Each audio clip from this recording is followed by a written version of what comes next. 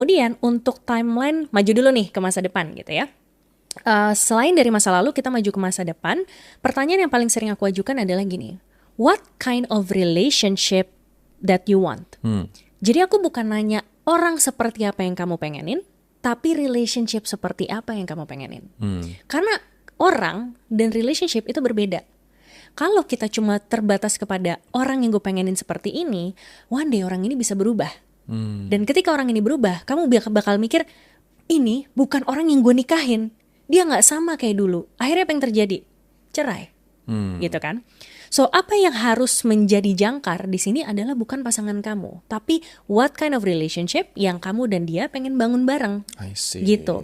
Jadi harus punya gambaran. Misalnya, aku dan Yaser kita pengen punya kehidupan yang lebih fleksibel, bukan kerja quotes unquote 9 to 5. So that's why aku mencari orang yang bisa mengkomplement aku in terms of business.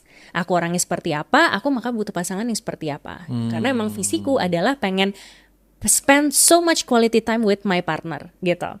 Nah, hal ini tapi kan belum tentu cocok sama Mas Rory, belum tentu cocok sama orang lain. So we need to define that gitu. Setiap orang harus ngedefine sebenarnya relationship seperti apa yang mereka inginkan. Dan akhirnya kalian menjalankan bisnis konsultan matchmaking ini bersama. Betul gitu. Nice. Jadi makanya kita udah tahu in the future kita pasti nggak bakal quotes unquote kerja kantoran. Yep. Kita pengen menghabiskan waktu bareng-bareng, makanya kita berrelationship bareng, bisnis pun bareng. Biar apa?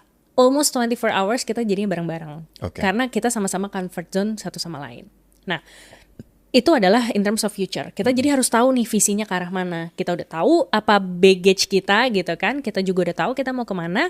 Nah sekarang come to this present moment. This present moment itu baru faktornya adalah quotes-unquotes banyak gitu ya. Kita ngebahas mulai dari sisi personality gitu kan. Kamu orangnya gimana, aku orangnya gimana.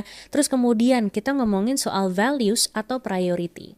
Jadi kalau di biro jodoh kita gitu ya, kita punya program untuk teman-teman yang mau menggali dirinya sendiri. Salah satu program yang udah launching namanya Akar gitu ya. Jadi di Akar ini dia diberikan assessment untuk memahami motivasinya dia atau motivational values.